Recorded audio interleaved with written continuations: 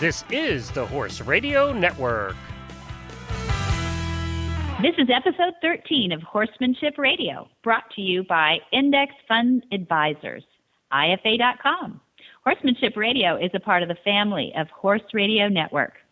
Our guests today have many years of experience as the work that women are doing in blazing trails in the horse industry.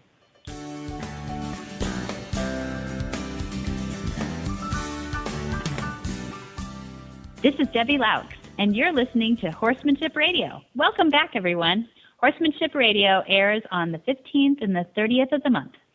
I have my producer, Glenn the Geek, back with me today after Jen's help last week. Hi, Glenn. Well, hello, Debbie. Yes, so Jennifer filled in well. She did. Watch out. She'll have your job pretty soon. Hey, she knows a lot more about horsemanship than I ever will. Well, that's true. Huh? You're a horse. I married it, so, she started when she was 2 and was an A pony clubber, so there you go. So there you go. I knew you had quality in your family. That's there right. You go. It's got to be somewhere. No, you're wonderful. I know you'll get out with that pony just as soon as we're all done here. So you're a horse husband, but you have a little bit. There were times I actually owned more horses than she did. So, and she never let me forget that, by the way. So. Right. You guys have a great partnership. I like that. Speaking of partnerships and things, there's a question I wanted to ask you, and it's about the ranch where this Flag Is Up farm. Still going to get you out there. Which, of course, is Monty's place. And I wanted to ask, what happens there? He's gone a lot. He's traveling a lot. I understand when he's there, he's playing with the deer and working with horses. But when he's not there, are there people working there that are training horses? What happens on an everyday basis at the farm? Okay. Yeah, okay, thanks. That's a good question. First of all, I have to correct you. It's Shy Boy that owns the farm. It's not Monty. Oh, okay. Got it. Shy Boy is there all the time, and you can't tell him any different. He does really run the farm. So, yeah, I think at any one time when somebody walks or they drive through the front gate and you go down that amazingly long drive, which a lot of people come back just almost for the drive because it's very peaceful, and you turn that corner and you head into we have a visitor center there, which is a lot of fun because you get to see what the latest doings are. And we have this map that's kind of cartoonish-like, but it's kind of cool because, remember, Shy Boy owns it, and Shy Boy's all over it. And it has the layout of the farm. And at the bottom of it, it has a calendar of all the things that are happening at any one time, what's coming up or what's happening right then. And literally, we're like an international bus stop on the farm for things happening. So at the visitor center, people will ask. There's things in there that you can see and try on and read. But once you go out those doors, the fun part is you can take a left and you can go to the racetrack. And we could have horses in training. We have horses coming back and forth from the racetrack all the time. So there's a few horses that work early in the morning on the racetrack. And we have those jockeys that's all they do is come in to exercise those horses. Now, are these your own horses or are these horses you're training for other people? Both. Both? Absolutely both. Yeah, we own horses in partnership. And but that's a small part of our industry anymore. That used to be the total focus of my growing up was my parents raced and trained thoroughbreds, and they really specialized in those young ones because that's what they did. They started the babies and then put them on the track in a healthy way. And that's why they were so successful in that they had a healthy start out in the pastures and then with join up, and it wasn't the trauma that some training might be for horses back then. I know everything's changing now, and I'm so glad. But back then, things were, a little more traditional. And but you could take a right at the visitor center, and you might see the iconic round pen, the covered round pen. And at any one time, if Dad's not there, there are instructors, Maya Horsey, and true story, that's her last name, and she grew up with horses from age 2. Yeah, real name. She didn't change it. And she's from England, and she's been studying with Dad, I think 17 years now or so.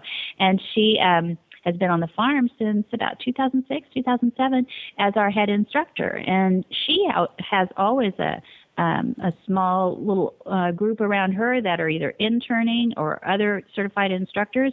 They might be like Caroline Jennings, who we'll have as a guest today, who's from Ireland and also trains in Australia. She might be there helping out with the advanced course, which she is doing right now. And then there's the Willing Partners program. My gosh, that's a whole nother area of the farm together with the outdoor arena, indoor arena, all the obstacle courses. We call that the obstacle courses. You know, they have the cowboy curtains and all the crazy stuff, the Horse's House of Horrors, because it looks really scary. But you know what? They're willing partners. They don't care.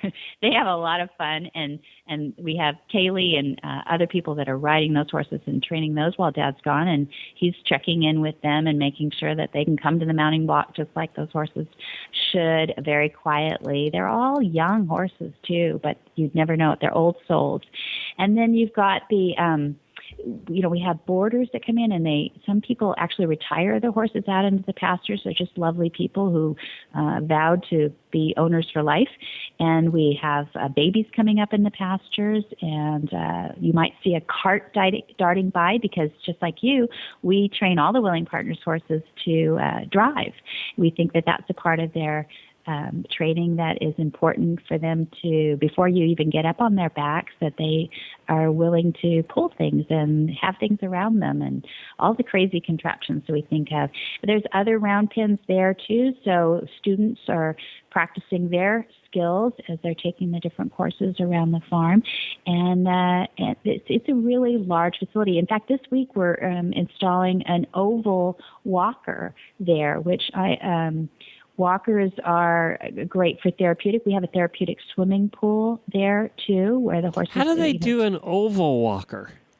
Isn't that interesting? It's more like a free... Well, you know what? I'll take pictures when it's installed, and I'll show you. It must be on an overhead track, because otherwise you couldn't do it, right? Very, very cool. They've been around for a while in Europe, but I think you're going to fall in love with this one. I think it's going to be wonderful for those challenge exercise moments that we have, and it'll be right there in the main yard. So we have a 40-stall barn that's been there since '66. The arena, the covered arena, I don't think you could even build in California anymore because they just don't allow that much. Probably creosote is what it is. But they preserved these beautiful, beautiful pieces of wood and made this large covering over this. And maybe you don't have these situations in other states, but we're such a litigious state in California that we're just so proud to have a covered arena. And we have people come from all over the countryside when it starts raining, which isn't real often here in California, but to be able to be covered and be dry and still maintain like we have dressage riders that are trying to keep their practice going even when it's raining. We just don't have a lot of indoor in California, so it's beautiful. So I guess it's a bit of a three-ring circus when you're coming to see Flag. You'll never know. You might have horsemen and soldiers on with the veterans that are working with the horses in their first join-ups. There's just we do have corporate events there as well, so we'll have some different people coming in for life lessons from the man who listens to horses, talking about the philosophies. You know, I sort of affectionately call it a center for nonviolent training, and that's really training us humans as much as talking about training horses. We really feel like we stand for that, so it's fun to share that. So bottom line, when Monty goes away, things don't stop. Oh, no. My mom would vouch for that. I would say things escalate when he's there, but they certainly don't slow down much when he's not there either. Now, do they actually live on the farm? They do. Yep. They live in a beautiful hacienda that sits above the farm, and the view really hasn't changed much since it was built in '66. It's really quite gorgeous. Yeah. Interesting. Well, I hope that didn't bore people. I just wanted to, I'm sure everybody that listens to the show is kind of curious what it's like for those of us that haven't been there. I forgot we had listeners. Actually, I was trying to convince you to come visit. Isn't that right, Glenn? We've been talking about I know. We're going to have to get that done here one of these days. That's right. Well, I hope you're sold. But I'm excited about today's show. We really do have some interesting guests today, and I think people are really going to love listening in. Yeah, tell us about it. Who's coming up?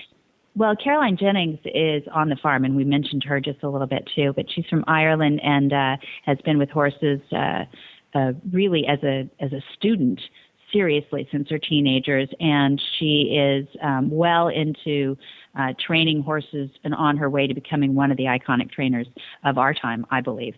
And then we have Carol Herder, who has she started off as a barrel racer, but she really got into the science. As a holistic person, she really got into the science of comfort and health for the horse. And I think you're just going to love her. She's a lot of fun and serious as all heck about her comfort level for horses, but on a human level, she is just a kick.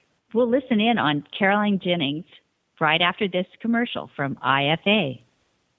Hi, I'm Mark Hebner, president of Index Fund Advisors and proud owner of Monty Roberts' Willing Partners graduate, He's a Sugar Bear. You know, investment portfolios are a lot like horses. You need to find one that best suits you, your temperament, and your stage of life.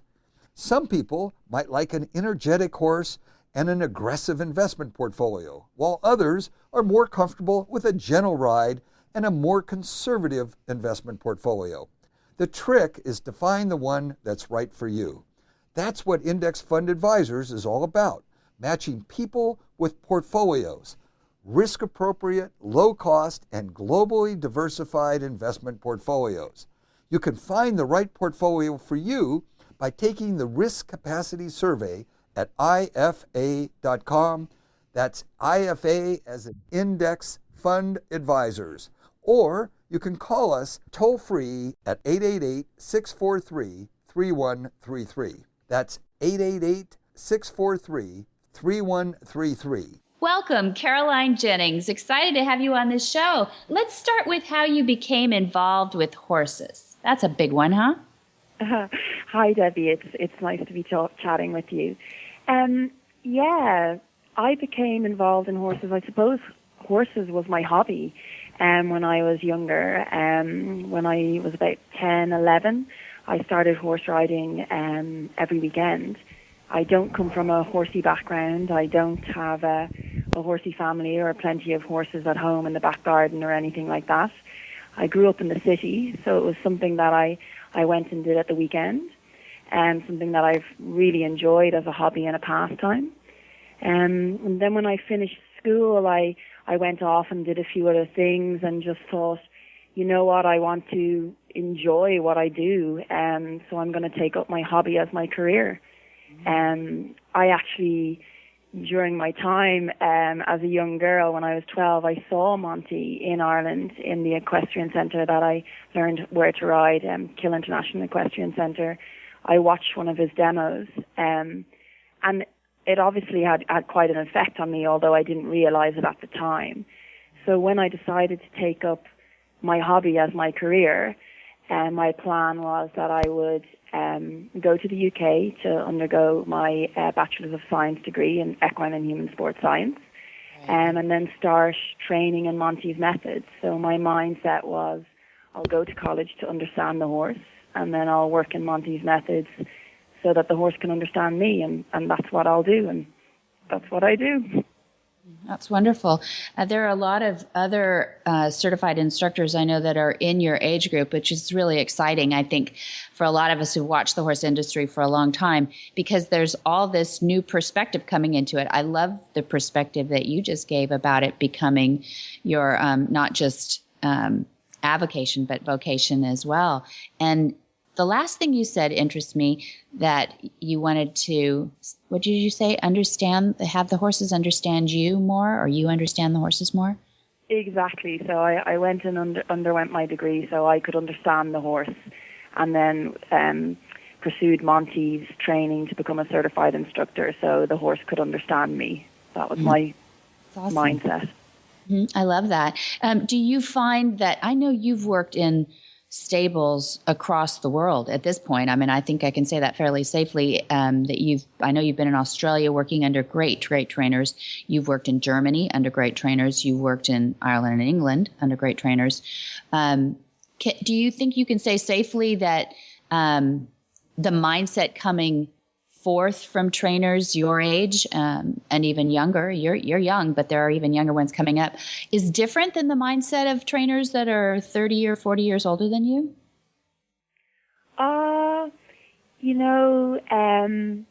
Yeah, sure. I mean, I think there's definitely more education sources out there in regards to learning to work with horses, be it in a classroom or in a practical sense. I think 30, 40 years ago, working with horses was kind of something that you went and did rather than something that you went to school to learn. So I think the educational system has changed and developed, and that has a massive effect. And yeah, I've worked with a lot of different people, a lot of really talented people, and skilled horsemen, be it, who were trained either 30, 40 years ago or in the now. And I think the beauty of horses for me, and definitely with a lot of people that I've worked with, is that you're always learning. So the learning curve with horses is consistent and ongoing, and that makes your days really interesting, and it's a definite draw for me, just to continue my education and to see as much as I can see and work with as many people as I can, and use all the things that I see value in to produce good quality horses, willing partners that can go on and succeed in whatever their careers will be. Nice. Well, that's a great mission statement. It may be a difficult thing to answer, but can you tell us under each trainer, and you don't even have to name names unless you want to, what did you learn that you think maybe significantly set you further down the road as a good horseman? Yeah, it is a difficult one to answer. I mean, so much in regards to working with people that are highly experienced, and working with variety of horses, be they young to experienced. I mean, I can't really pinpoint exactly what I've learned. I mean, that's a really tricky question. Well, I don't. Oh, go ahead. Sorry. I think just by watching people work, I think by watching and reading the horses, I think by following the training patterns or programs or mindset of other people working gives me real insight into where and how I would proceed, and also develops my skill to be able to read the horse in given situations. And I think that's I suppose the biggest thing. I'm not sure if I'm answering the question, but by being around experienced people and watching them work and asking the questions of, the horse did this and what do you think, I'm really benefiting from their experience, and my ability to read the horse and where to go is probably what I'm taking from all the different bits and pieces that I'm doing. That's great. Would you, I know not everybody has the advantages that you've had to be able to travel and work under so many others, but I imagine then you would encourage that if people can get around different disciplines, different trainers, different... Yeah, absolutely. Definitely, as a Monty Roberts certified instructor, there is a group of us around the world, and it's quite a unique thing and a hard thing to be able to do, to travel when you work with horses. Like I said, growing up, I didn't have horses. There were no horses in my back garden, and as unfair as I thought it was at the time, it's probably really stood to me in regards to being able to travel, because I haven't had too much to have taken care of at home. Yeah. But yeah, I would encourage everyone and anyone to go and train with as many different people and learn as many different things as they possibly can, so that they then can decide what is the right path for them and their horses, for sure. Yeah, well, great. I agree with you. I think what you're hearing about the different forms of listening to the horse is probably expanded by that. So, okay, here's the tough question. Who's the better teacher, the horse or the trainers? That's not really a tough question. The horse always, I think, definitely the horse are the biggest teachers. I mean, that's not to say and to undermine all the people I've trained with who I've learned so much from and with. But for example, when I'm teaching my own students, I would always say that I am, sort of a facilitator to their learning. It's the horses that will really teach you. It's getting your hands on, getting your hands dirty, getting involved and making mistakes, that your horses will show you what's right for them and teach you ultimately. Well, Caroline, I'd like to ask you a little bit about some experiences that you've had in splitting your time. I know you've been in all these different countries, but you've had some great experiences in Australia recently, and I know you spent quite a bit of time down there and were involved in the Melbourne Cup win. Please tell me a little bit about your experience there. How exciting. So I was part of the team that worked with the trainer and the horse Fiorente who won the Melbourne Cup, which is absolutely thrilling. A very small part of the team, but a part of the team nonetheless. So an absolute dream come true to be in Melbourne for the Melbourne Cup. I'm since I was a young girl, I've kind of been slightly obsessed or interested in the Melbourne Cup. So I worked with Gay Waterhouse last year for the Melbourne Cup, where her horses placed 2nd and 6th, and then this year working with the team again, and Fiorente won the Melbourne Cup. Right. So absolutely amazing to be a part of that team, working with not only the horses but the people that are working with Gay, amazing horse people, and obviously Gay herself, an amazing trainer, and Fiorente, just some horse.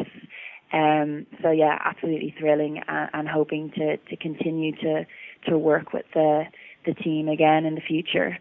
Like you say, I split my time primarily between Australia, Ireland, and here in America at Monty's Farm, where I am currently. I suppose ever searching for more experience and knowledge with the horses, and also sneakily avoiding winters, if I'm completely honest. But yes, fantastic to be part of the Melbourne Cup team, and fantastic to win it. Yes, that's a big deal. The Melbourne Cup is just one of those races, for people who don't know, that are coveted by the top horses and trainers in the world. So wonderful. Congratulations. So tell us what you're doing in California to escape cold winters elsewhere right now. What are you doing in California at this time? As I mentioned, pursuing sort of my knowledge and my experience. But since becoming an instructor, a certified Monty Roberts instructor in 2008, I've tried to create some time here on the farm each year to, I suppose, further my training. Obviously, the work that we do is constantly developing in regards to how we teach our students, because the horses are teaching us more, and Monty is always improving and tweaking techniques and learning new things and feeding that onto us instructors. So always try to get back here to work with the team. So you're on Flag is Up Farms, and you're teaching with the small group of instructors that are there now. Is that right? Yeah. So currently I'm here on the farm and enjoying the Santa Ynez Valley and the Californian sunshine, and working with the core team here at the moment of instructors, teaching horses and students, and then also helping organize our annual Join Up International Instructors meeting. So that is where, as you know, we've got 50 plus instructors around the world, and each year we try and all come together and share experiences and work with Monty, improve our skills, and have a good time. So it's exciting to be building towards that, and each year it's getting bigger and bigger in regards to the guest speakers that we have coming in, the amount of instructors that manage to come over, and the amount of time that we get to spend with each other. So a really important part of further developing the group of instructors and the organization Join Up International. So it's very exciting. That is exciting. So you get together, you brain pool, you work with horses. Do you all work with horses and learn stuff with each other? Yeah. Mm-hmm. Yeah, exactly. Yeah. So we're all quite practical. So of course, in regards to building on what we teach and how we teach, there's a bit of sort of inside chats and discussions that go on, but we all are itching to get out and play with horses. And usually what we have here, the farm is full of horses, from young horses to untouched Mustangs to remedial problems that are problem horses. And we all go out and get to work with instructors that we've worked with before or not worked with, and just keep building and learning from each other, and having Monty there to help us and to guide us and to continue our education within his methods and with our horses. How fun. I'm sure there's a bunch of listeners who are thinking, I'd love to be a fly on the wall watching all this go on and your chats together and what you've shared from last year. Are there opportunities for people that might be able to show up and see any of this going on?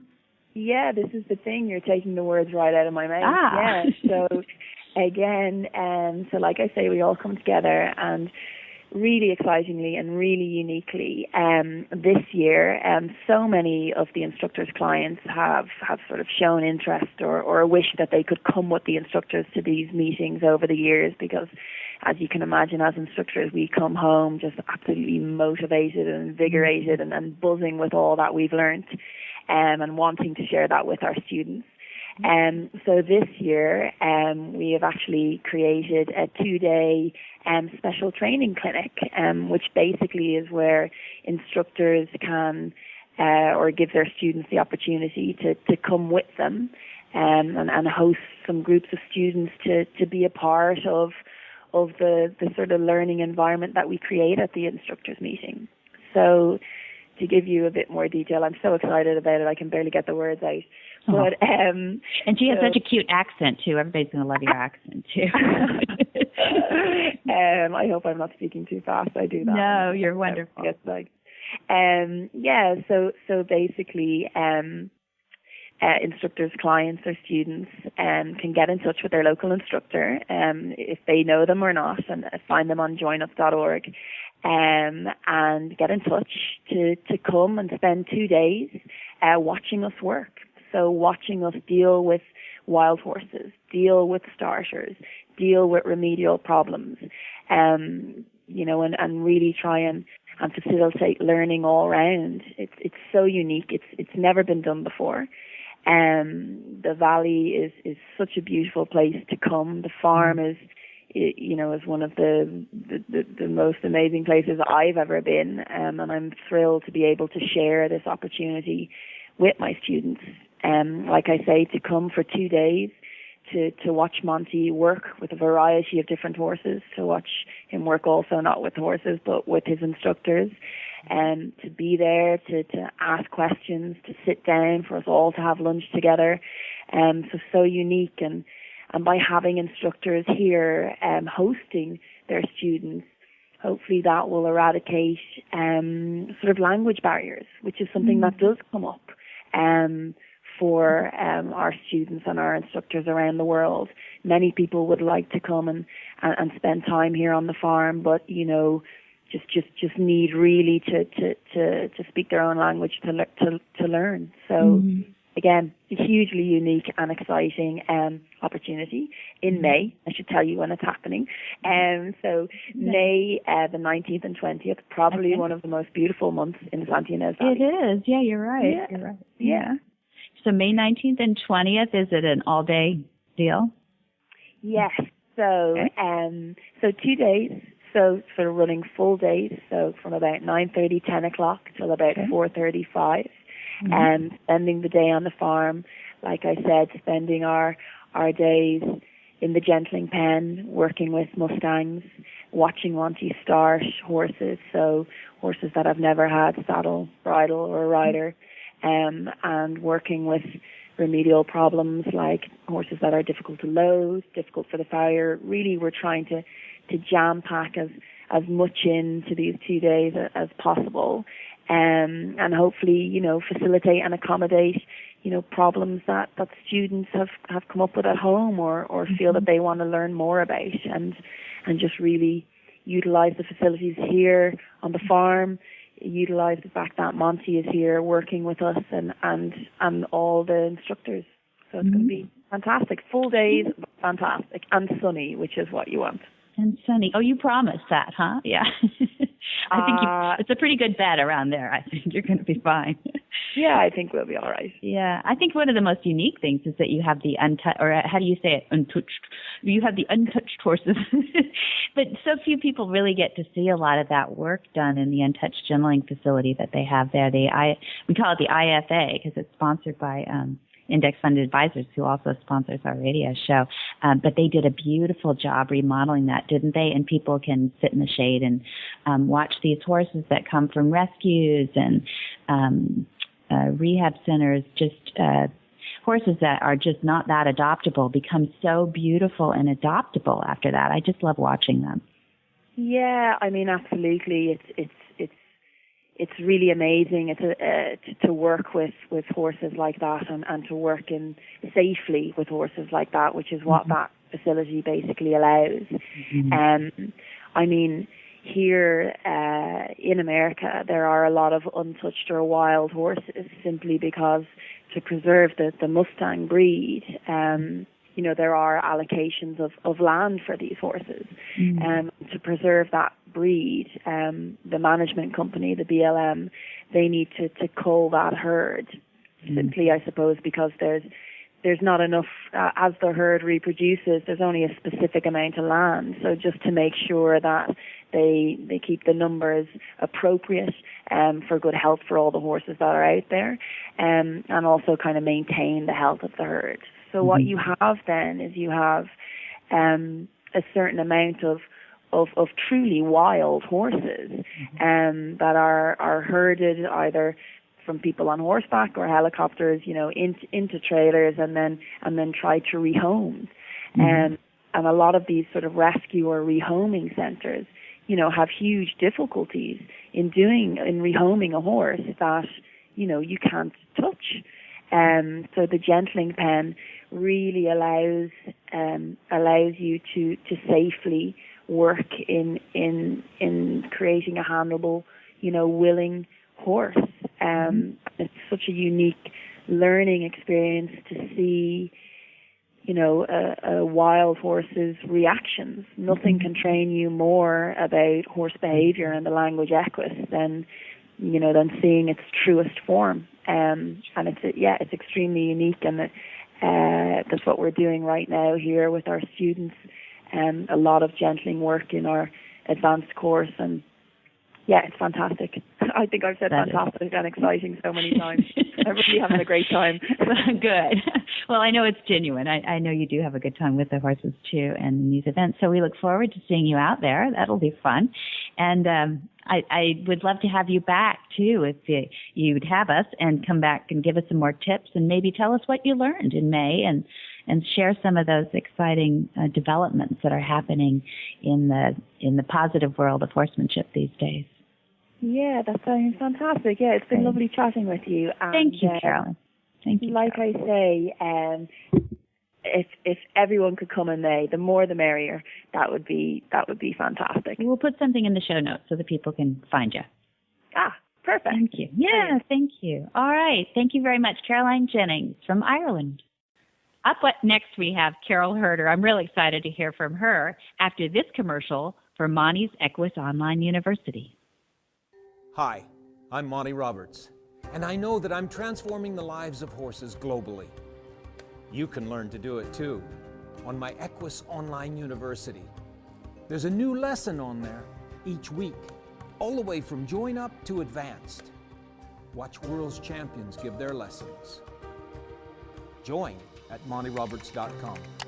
go to my Equus Online University. You can transform your horse too.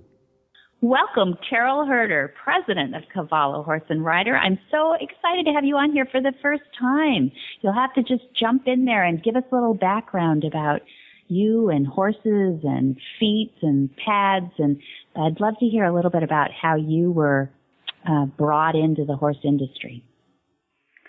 Oh boy, yeah. Well, that's a big question, you know. It is.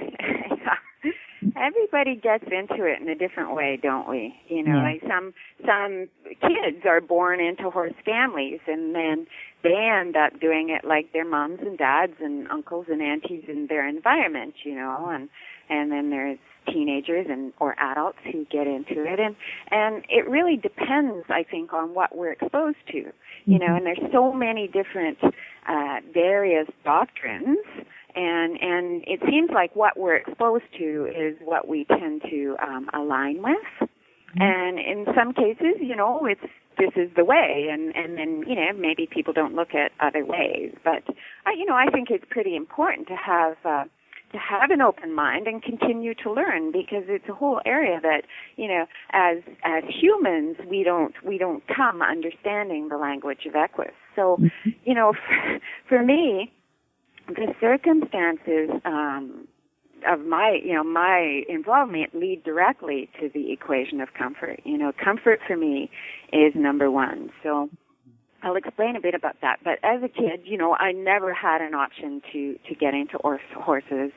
I always loved them, and I was interested in them, and, you know, I doodled them in my school notebooks. But I grew up in the city, and so it was only doodling. I had no exposure whatsoever besides, you know, maybe what I saw on National Geographic and shows like that. And in those shows, you know, they were always running free and wild and beautiful, which became a sharp contrast to where I ended up, because those horses weren't necessarily free and running beautifully, but domesticated. So anyway, I came, you know, from a clean slate. I got my resources together and moved to the country, and I went to a local show and I moved my little family and my boys, and I said, okay, I'm at this local show. Who here can teach me how to ride? And you know, I ended up in a pretty typical barn. She was the trainer, you know, the wife was the trainer and the husband was the farrier, and their sort of function was structured around selling horses and bringing people into the show ring, and that's how they made their money. So, you know, what I noticed really quickly, and my background was in holistic healthcare, and that's always been my study. So it was really easy as an adult to recognize that, you know, a lot of girls, riders, you know, these little kids who I thought should have been like so happy to be in the show ring with their ponies, you know, weren't necessarily, and they were kind of stressed out, and the horses weren't happy either. But, you know, they had a bond, and you knew that they loved these ponies, right? But the horsemanship they learned, and what they were learning seemed to be like coping methods, not necessarily horsemanship. So they were learning, you know, how to handle the horses, you know, being unpredictable or running off with them, and they learned about, you know, equipment and bits and all that. And, you know, I mean, I get that horses aren't like training dogs, and I get the whole predator-prey thing. But I just feel that once horses understand that you love them, and, you know, once they trust you, and maybe your actions aren't always trustworthy, but you know, horses are so intuitive. They get when your intentions are worth trusting.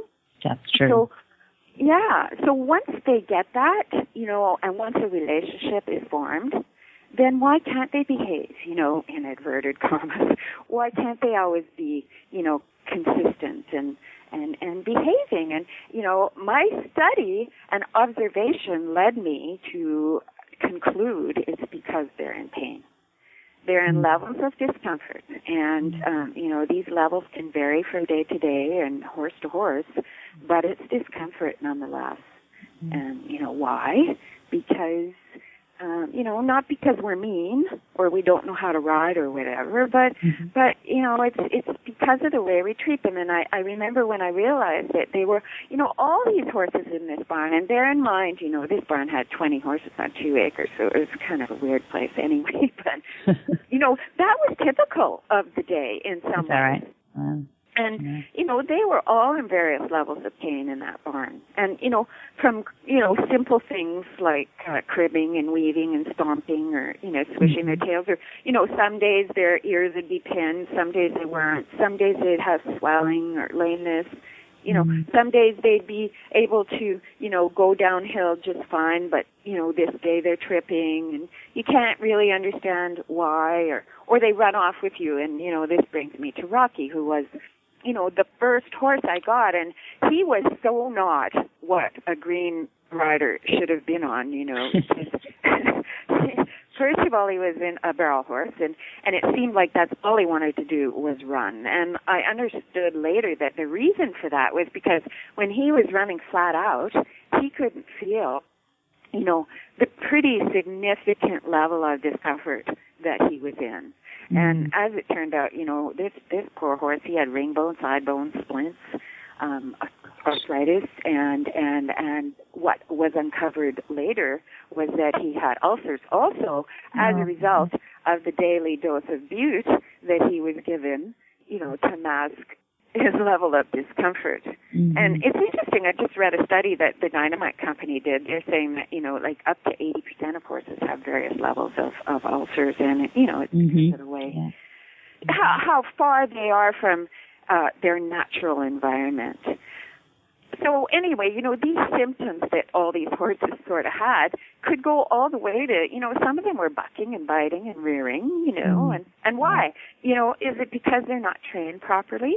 I don't, maybe their backs are sore, because we ride them, or their teeth, now we have power tools, so, sometimes, you got to be careful who you let in your horse's mouth. With a power tool, they can create some imbalance. And certainly the backs, God, saddles aren't symmetrical, riders aren't symmetrical, horses aren't balanced, and there's all those dynamics going on, and we can talk about that that a bit later. But it's also due to the feed programs that we give them. Their intestinal organs are stressed. I drove by a sign the other day, a big sign on the highway, and it said sun-cured alfalfa. And I thought, oh yeah, okay, so how else do we cure it? Right? That's a good point. For some reason, sun-cured is going to be a big deal. And, that's, we just have to be so careful what we give our horses, because, like, pelleted feed and all that can have binders and fillers and glues, and, it's the same. It's confusing. There are so many people that they finally end up trying to glom onto one person that they can believe in. But it's hard if you have all these different issues. You just mentioned, how many did you just mention of problems that the horses could have? And each one has an expert attached to them. So where do we go? For sure. Well, it's very confusing for us, too, isn't it? Like, I go in a store, and now, again, the other day, big starburst on a bag of potato chips, gluten-free potato chips. So, does that mean now gluten-free is the whole big deal? So does that mean potato chips are good for you? And, remember when it was fat-free, but then they had, sugar, and then it was sugar-free, but then they had carcinogenic sugar substitutes. And bad toxic fats. Yeah. I guess we're in the same boat as the poor horses too, are you? For sure, that's exactly right. And then sorry. I was going to say, I love your approach that you're holistic about all these things. So throw the whole thing in there, that we really do have to take a step backwards and look at everything holistically. You're right. You really do. And it's a big responsibility, And I just wanted to ride. Yeah. Exactly. Please don't make me look at all this. But, my horse had real big problems, so I was sort of forced into it. Yeah.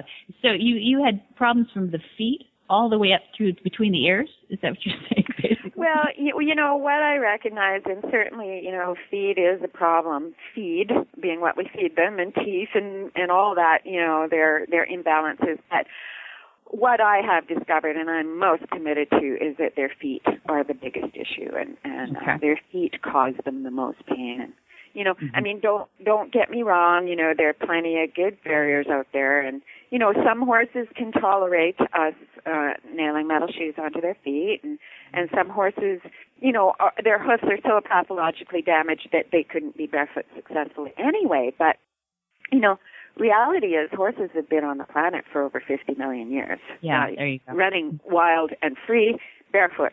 So, like, their Right. hoofs are not a design flaw that, you know, we have to somehow improve upon by nailing metal into their feet. And the nailing of metal into their feet causes them all kinds of problems, like significant problems. So We've seen those hooves. I don't know if everybody's been Googling around the internet like I have, but those Mustang hooves with the Mustang roll and amazing hoof wall. Yeah. And you know, that makes me think, like in Australia, for example, a country that's the same geographical size as the U.S., there's 1.2 million Brumbies, and Brumbies are wild horses, and they're running around the outback. You know, horses are like scavengers. You know, they run around on really hard, arid, aggressive terrain. They're not meant to be fed alfalfa, put blanketed, you know, in soft bedding in stalls all day long. Like, you know, and that the fact that we have domesticated them and we feel better when, you know, we go to bed at night with our duvet and we want them to be comfortable too. It's, you know, that's not who they are. They have, you know, hair and hides, and they trim their own feet when they get to move around, and that creates that beautiful Mustang foot. And I mean, yes, we do have to take into account that, you know, our horses aren't afforded the luxury of roaming around that big open space and all that. So there are ways to ensure that you have a good natural barefoot program. But first and foremost, it's, you know, consider that by nailing metal into their feet, you're inhibiting their natural hoof function. And, you know, that function. So 1,000 pounds of horse going down on a small hoof, like it's a pretty small platform, you know, for all that weight, isn't it? Yeah, it is. So when that weight comes down, those heels are supposed to spread apart to allow the structure to descend. And the coffin bone drops down into the sole like a trampoline to absorb shock. And so in order for that to happen, the heels spread apart and draw the sole flat so that the sole gets out of the way of the descending bone column. And that's the natural hoof function. And you may have heard it said that a horse has 5 hearts. Yes, I love that. Yes. Yeah. Explain that. So, okay, that's the function of the frogs, 4 on the ground and 1 in the chest. And so the frog's function is not only to spread those heels so that the sole gets out of the way of the descending bone column, the descending weight of the horse, but also to pump blood into all the coriums of the hoof and then back up into the heart so that fresh blood is always pumping right into the hoofs. And we've all heard the term, no hoof, no horse. And of course, blood has to pump freely into the hoof tissue because blood has nutrients and oxygen, which prevent or alleviate a lot of these so-called symptoms that our horses are plagued with. And when we nail metal into the horse's foot, the heels can't expand, the frogs don't make contact with the ground to pump the blood, and then thirdly, you take a metal shoe and bang it against a hard surface, and you'll feel the vibration up your structure. 800 hertz frequency, back up the horse's structure at a trot, which is enough to kill live tissue. Okay? So no wonder our horses, you know, go to your tack store and look on the shelves and see the glucosamines, anti-inflammatories, MSM, painkillers. You know, and those shelves are growing, and the catalogs, you know, all of those products are growing every day because of the way we're treating them, because they're sore, because we're not allowing that hoof to function the way it's It makes good sense, and it is science. I know that I'll throw a disclaimer in for those people here who will say there are some disciplines that are so tough on the feet that they would be, little nubs if they did what they were going to do all day without some sort of interference under the hoof for them. But I think you might answer that with a futuristic answer. Are there ways that we can do that without nailing metal into their feet? Well, that's a really good point, Debbie, because, the other thing is, the weight of pack and rider is on average, about 200 pounds.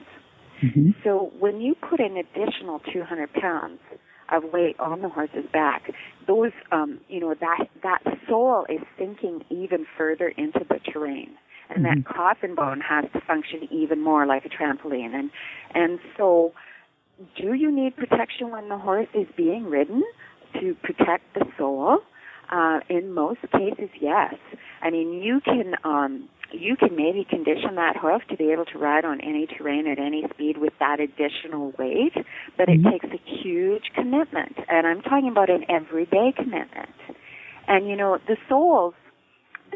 the hoof conditions to its living environment. And, of course, very often the horse is kept on, soft pastures or bedded stalls. So that when we want to ride on really aggressive terrain, 2, 3, 4 times a week or whatever, those hoofs aren't conditioned to that type of terrain. So we absolutely, in so many cases, do require hoof protection because of the domestication of our horses and because of the time commitment to acclimatize the hoof to what we want to do with it.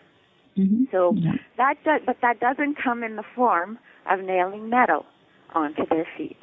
Okay. Okay. So it comes in the form of a Nike, if you will. I mean, aren't you more comfortable when you're doing extreme sports or even just going outside your nice, comfortable, carpeted home to the road outside? You're far more comfortable with your running shoes on. So, than barefoot, I guess you're saying, right? As opposed to nothing on my feet. Yeah, okay. As opposed to nothing on your feet. Yeah. So that's where hoof boots come in. That's where, you can really easily just put your hoof boots on when you're going to ride in a very simple fashion, front closure system. You don't have to get in behind. You don't have to fiddle. Like, we've made them as easy as we possibly can because nobody wants an extra procedure to deal with in the tack-up procedure. We barely have time to ride as it is. So, you can slap those boots on really quickly and then go ride over any terrain at any speed. And when you come back, just take them off and allow your horse to be natural and barefoot. But even when you have the boots on, the material of the sole is TPU, thermoplastic urethane, and that absorbs shock and concussion rather than transmitting it back up the structure. And it's not nailed on, so the hoof can expand and contract and, absorb shock and pump blood. Yeah, just like it's meant to. What disciplines did you come up in, Carol, when you were, I know that you've done barrel racing. I think you've done endurance. Am I right?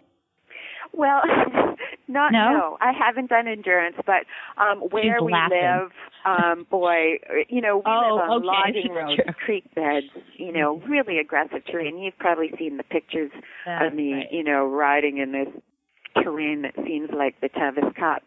You're up in Canada. You're up in the Vancouver area. Is that right? Yeah. Perched everybody's got a side photo of the mountain.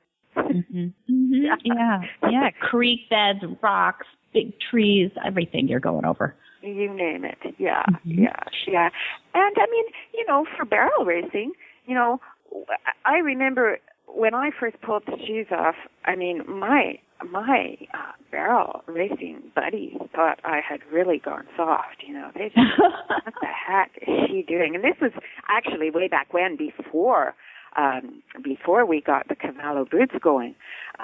So I was trying to condition my horse to go barefoot, and I had this huge commitment because, I just saw the problems. I just became so committed, and so I was one of those persons who was training my horse every day, conditioning that hoof to be barefoot. And I remember when I first bought the horse property, it's things like aggressive terrain, that if you want that hoof to condition, it can't be in bedded stalls all day. So when I first bought the horse property, I got all the neighborhood kids to come with wheelbarrows and pull out wheelbarrows of rocks out of the pastures. And I gave $5 a wheelbarrow, and, my pastures were just beautiful and soft and everything. And then when I discovered this, I had truckloads of gravel brought back in. So funny. And so that's the extent. I mean, I was extreme. And 6 months later, when I got back on the barrel racing circuit and I was barefoot, I mean, my girls looked at me like I really loved it. In fact, one of them came up and said, gee, you've obviously fallen on hard times. Can I give you some money? And there's a farrier here. You can get your horse shot. Oh, you poor thing. Yeah, but I tell you, when I shaved 1.2 seconds off my best time ever barrel racing barefoot. Wow. Yeah, they looked at me a little differently.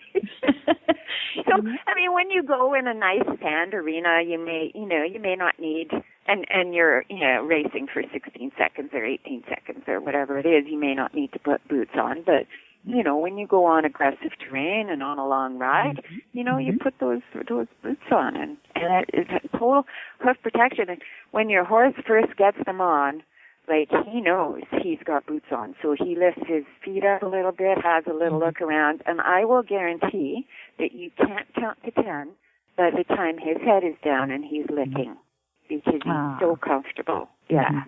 Yeah, you've lifted him off that. I read your blog, and I love your blog. People should go to that, by the way. And I've noticed that you have people on there that are starting to figure things out, like with their gaited horse, sometimes putting him on the front or putting him on the back, but not having him on all four does different things for the horse than all four, behaviorally too, which is interesting. I love watching where you're going with this. To me, it's a work in progress. Do you feel that way too, that we can do better even? Oh, absolutely. And, I mean, gosh, I have to say that about almost everything. That's true. I'm glad. That's good. Life's evolutionary, isn't it? I mean, if you're not trying to get better or getting better or learning or evolving, then you're stuck. And you want to be stuck. It's old ripening or rotting. Yeah, that's it. Yeah. I want to do that. Well, I would love to have you back and give us some tips, Carol. You have such a wealth of experience and knowledge on horses. Would you come back to us and give us some of your best tips sometime? Well, it would be my pleasure. Absolutely, I will. Yeah. Great. Well, I'm on the mission, right? I want to spread this as much as I can. I know. No, actually, I read this quote and I thought of you. So now you tipped me off to read this. So it says, fight against something and we focus on the thing that we hate. But if you fight for something, we focus on the thing we love. And I think that's you, Carol. Oh, that's very kind. Thanks so much, Debbie. Well, thank you for joining us today. We'll let you get back to that. I know you're up in Canada right now at the beautiful Empress Hotel in Victoria, and I don't even want to steal another minute of you, but we'd love to have you back. Well, thanks so much. It's been my pleasure. Next up, we have our trainer's tip from Sandy Collier. She is a reiner, as some of you will remember, and she was in our episode 6. Hey, Sandy Collier, thanks for coming back and providing a tip today for us. Well, you're very welcome. I'm happy to hear that you have done so well this year and that you continue to do so well with not only your training, but your books and your tapes. And there's just got to be so many things to choose from. I don't even know where to start. But I'm going to ask you about something that I think we can never talk about too much because I don't hear enough about it, which is the horse's brain and training both sides of the horse. I noticed you in your book, you mentioned training both sides of the horse. Can you tell us what you mean by that and what we could do with our horses that would we'd prosper by that? Sure. It's almost like you own two different horses. You have a right horse and you have a left horse. And they're very different, and they actually have to be trained a little differently. A lot of people say, well, they have a good side and a bad side, and the good side, or the bad side, you have to practice whatever it is you're doing, twice as much as the good side. I just think that that's all. I found that to not be true for me. I feel that a horse has a stiff side and a hollow side, and in about 80% of the horses that I ride, the left side is stiffer than the right side. And what that means is when you turn to the left to, say, spin or turn a barrel or turn a cow or anything like that, they're going to turn faster, but they're going to turn stiffer. They'll almost want to lead the turn with their shoulder instead of with their nose. When they turn to the right, they're hollower, which means that they have more natural sort of innate bend, but in the long run, that ends up hampering them. So they really don't have a good side and a bad side. They're both sides need work. You need to make the stiff side hollower and the hollow side stiffer so that you have a more ambidextrous horse. Are you okay with that so far? Yeah, that's interesting. So tell me how you do that. Well, there's lots of things that you can do to get those two sides working more balanced. I do a lot of counter-cantering. I do a lot of side passing. I kind of go back to the dressage of it a little bit. And it's funny, I've talked about the stiff side and the hollow side to a lot of different trainers. I talked to Charlotte Burdall, who's our bronze medal Olympic dressage trainer. I've talked to Hayden Upton, who's chiropracted bazillions of horses and guys that have started hundreds and hundreds of colts. And it just hasn't really been thought through that much. But everybody knows what I'm talking about when I say it. Oh, yeah, but nobody's really put it into words. So I tried in my book, Reigning Essentials, I drew some diagrams of how it felt to me.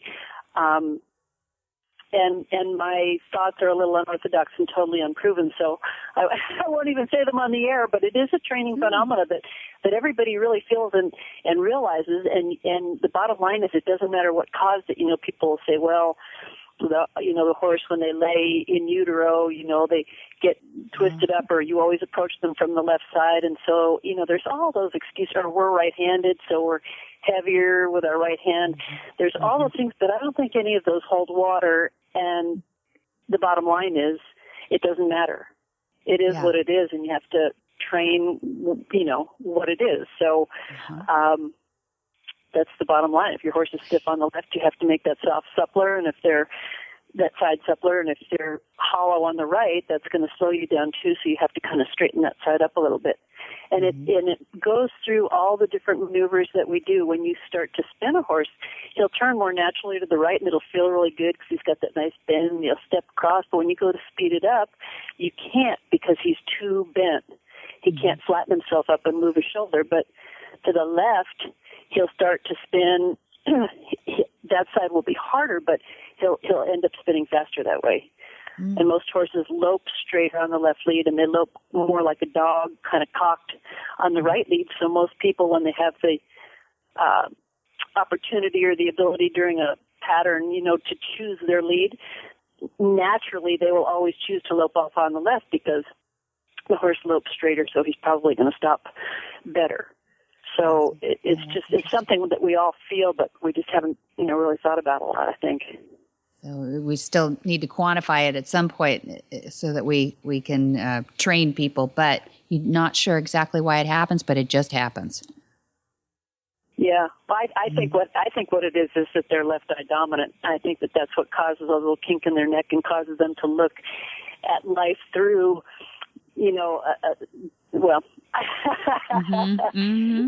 it gives them a little tweak in the neck to be that way, and so that's what kind of causes everything to happen all the way through their body. But I don't have any proof of anything like that. So the bottom line is we just have to train it and ride it and love it and enjoy it because there are horses and that's the way they are. That's great. That is great. I love that. Let's coin that one right there. That's a good one. Well, thanks again for joining us again, too, Sandy, and coming back for a tip. I'd love to have you on again and see how your year goes and follow you because you're a great teacher and a great trainer. Well, thank you very much, Debbie. It was my pleasure. What in the wide, wide world of sports is going on here?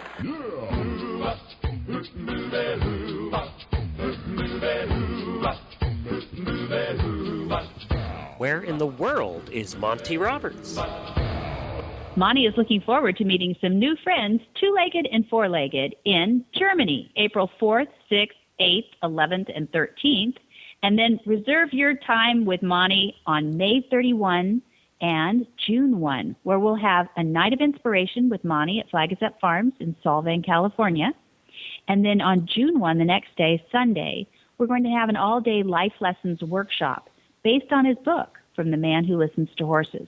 And then everybody should mark on their calendar August 4th through 8th, 2014, for Monty's special training at Flag Is Up Farms. People from all over the world attend that one. You can see more at montyroberts.com or 805-688-6288 to call and reserve your spot. For details about today's show, go to horsemanshipradio.com, where you can find the links, photos, and more information about all of our guests. And you can also go and listen to all the past episodes. We want to also thank everybody that has commented on the website and also sent us notes and messages. It's been really nice hearing from all of you. Please continue to do that. That just makes our day. It does. Thank you for all your feedback. I appreciate that. And thank you, too, for our sponsors. Be sure that you visit all the other great shows on the Horse Radio Network at www.horseradionetwork.com. And before we call it a day, I want to remind everybody the easiest, simplest way to listen to the show is by downloading our free application. Whether you have iOS or Android, just go to the App Store, search for Horse Radio Network. Search for Horse Radio Network. You download it. It's the easiest way to listen to Horsemanship Radio and all the shows on the Horse Radio Network by doing that. It take you 2 seconds, and I guarantee that's probably the only way you'll listen from then on. And we thank everybody that has been doing that over the last couple of weeks, and I'm sure a lot of them are listening today. So welcome. Great. Thank you. Yeah, that's a great app. And then, until next time, have many happy horse hours.